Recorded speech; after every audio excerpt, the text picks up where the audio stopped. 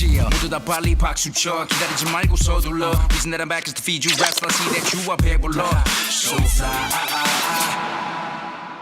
All right, welcome, Steve Kim. Thank you for joining me. We have a awesome topic here to discuss. We're going to have to lay some context. Dana White was on Bill Maher's Club Random podcast, and they were talking about how sports are being softened, and Dana White says that he'll never.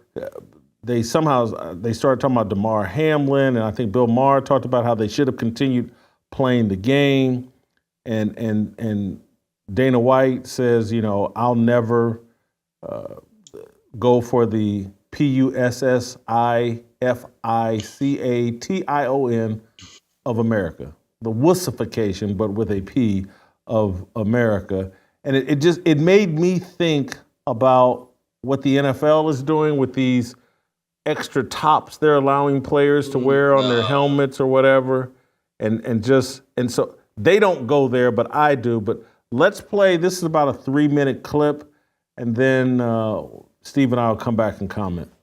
By the time night had fallen on this event, it was just the one true opinion that this game could not have been played, because that's the way America reacts to things.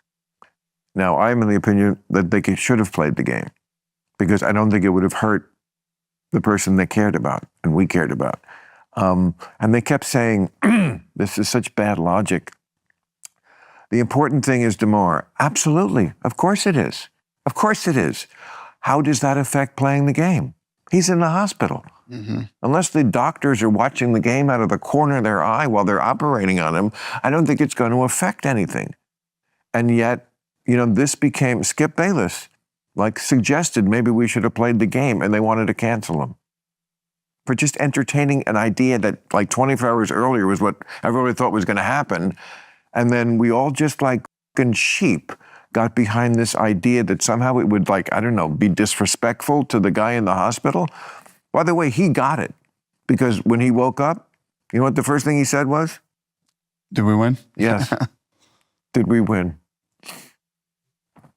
Yeah, no, it makes sense. No, because you live in babyland, Damar, so nobody played the game. Yeah, I think what happens too, though, is a lot of the players, and I see this in fighting a lot too, a lot of the players, when you see something like that happen to somebody that you're close to, and whether you're one of his teammates or you're on the opposing team, it's sort of a dope slap of reality of what's possible. Because when you go out and play a game that you've played since you were a kid, your whole life, maybe you tore your ACL or you broke a finger or something like that. When you see a guy that you think might be dead, holy shit, that it gets in the players' heads. I've seen it happen to fighters when this is football. They're in their locker rooms and a guy gets viciously knocked out, and you're next. You're walking out the tunnel next to go back out there. Football prides itself on being the tough guy sport. No, I agree. This is the one we play rain or shine. No, rain, or snow, sleet. Right, mud. I agree. I mean, I remember as a kid, and they'd be playing in the mud, and I thought, this is the greatest thing in the world. Watch them slide 20 yards in the mud. Yep. And it's just, smash mouth football. It's not for the faint of heart, and that's what we do. We're football. So I just thought, and also, come on, there's no crying in football. I agree. I don't disagree with you. Listen, the last thing that I want to see is any more of the pussification of this country and the people in it. It's definitely sickening to see some of this stuff. It's the hypocrisy also of, if they really cared that much about the safety of the players, they wouldn't have canceled the game. They'd cancel the sport. Because it is and they shouldn't, because again, this is where I'm a libertarian. First of all, watch a football game. The players are really enjoying themselves. They are loving it. It's true. They are making a deal, and it's a deal every adult should be free to make. I made it with drugs and liquor and lots of other stuff. I'm going to trade something in the future for having the time of my life now.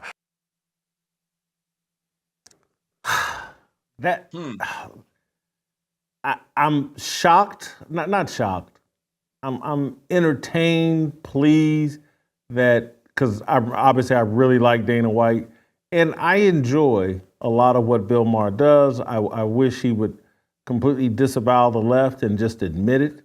But these types of conversations where Bill Maher is trying to bring sanity back to the left always please me, and to see Dana White co-signing please me as well. But your thoughts? I thought it was an excellent conversation. I actually watched probably the last 45 minutes of it, starting from that segment. And to further Bill Maher's point, who really went back to his roots, he was very politically incorrect there. In terms of making football safe, it kind of reminds me of what someone said to me about making boxing safe. And they said, you want to make boxing safe? Ban it. The bottom line is, Jason, everyone goes into a certain sport or a vocation or a job knowing the risk. You knew risk playing football when you were a young kid, going into Warren Central High and then Ball State. You look at most coal miners, they do a very arduous job, and they realize I'm going to get black lung and I might get into an explosion. I may never see my family again. We all know the risks of what we are doing. It's not for the faint of heart, and especially with boxing. But it's the interesting thing with Bill Maher. He's a lot like Stephen A. Smith. He's planted the flag so hard of being anti-Trump, okay, which immediately means you have to be aligned with the other side of the political spectrum. But this particular administration, I don't care if you agree or disagree, has been an absolute disaster the last 4 years, that they are even now seeing, I say, a come to Jesus moment, and I know he's atheist, and he's saying to myself, oh my God, I have enough morals and ethical fiber that I cannot endorse this. But he can't alienate his base by saying, you know what? That other guy that we had wasn't so bad. Maybe we should go back to him. I think those two are very parallel, Stephen A. and Bill Maher, in that particular instance. You could now the same argument he's making for football and like, hey, things have to go on. We know what this sport is.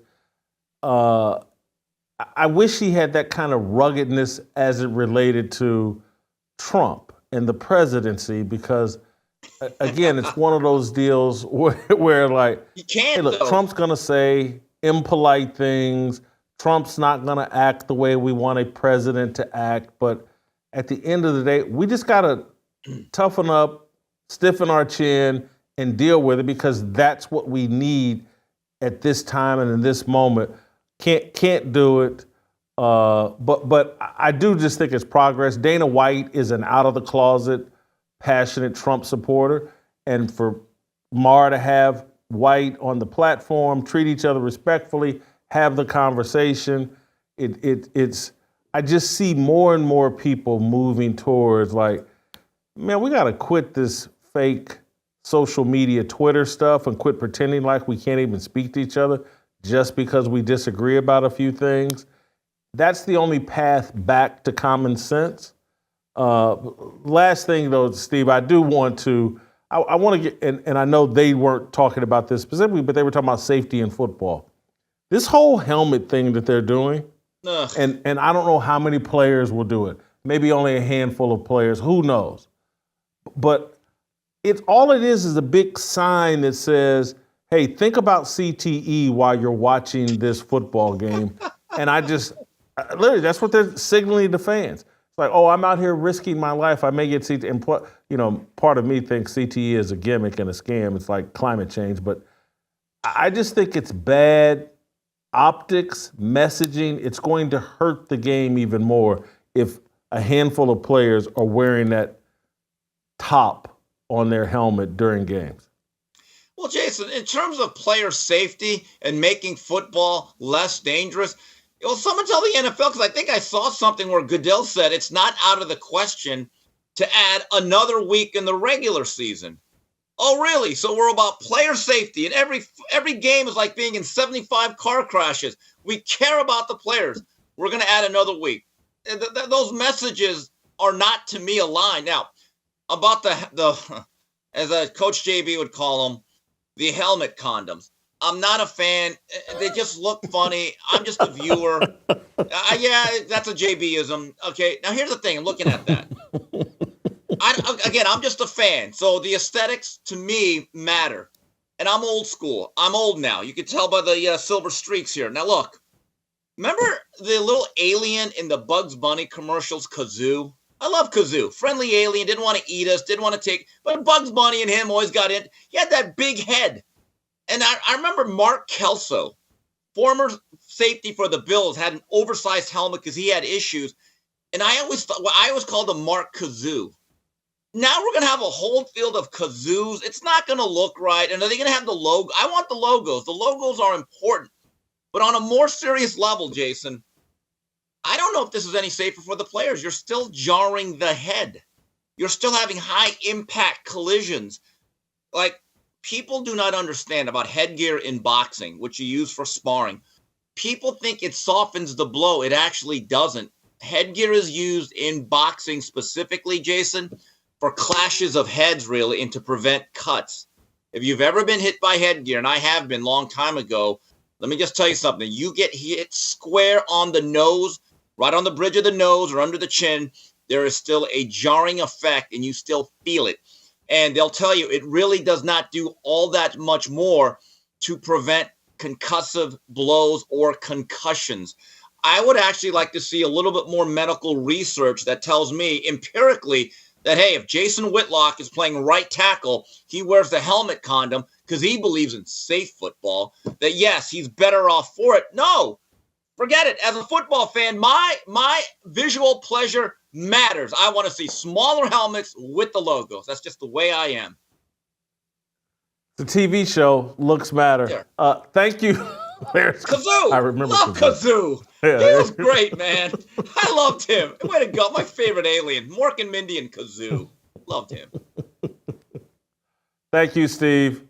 Great job as always. And I want to thank Cardio Miracle for allowing this. Support healthy blood flow and deliver more vitamins, nutrients, and minerals to your entire body. Get started now for a healthier, happier you by visiting cardiomiracle.com/fearless. Receive 10% off your first order, 15% if you choose to subscribe and save. They also offer a 60-day, no-risk, 100% money-back guarantee. Thank you for watching. That's it and that's all. If you enjoyed that video, be sure to hit the like button and subscribe so you never miss a moment of Fearless.